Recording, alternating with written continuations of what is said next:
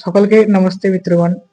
আমরা জানি যে গাধার কোনো বুদ্ধি নেই, কিন্তু বাস্তবে সে গাধাটা হচ্ছে আমাদের কিছু শিক্ষিত হিন্দুগুলো। কারণ কোনো উৎসব এলে তারা, ধর্মীয় বিষয়ে কোনো উৎসব এলে তারা রিলস ভিডিও বানায় এবং নোংরা গানে নৃত্য করে এবং ধর্ম নিয়ে অনেক কিছু তামাশা করে। কিন্তু যখন কোনো খ্রিস্টানরা বা মুসলিম ভাইরা যখন আমাদের ধর্মকে নিয়ে কোনো নোংরামি করে বা ধর্মকে নিয়ে যখন কোনো ভিডিও বানায় বা যখন কোনো দেবদেবীর মূর্তি ভেঙে ফেলে, তখন সেই সব বর্তমানে হিন্দুগুলো যারা ধর্মীয় রিলস বানায় তারা তখন চুপ করে বসে থাকে।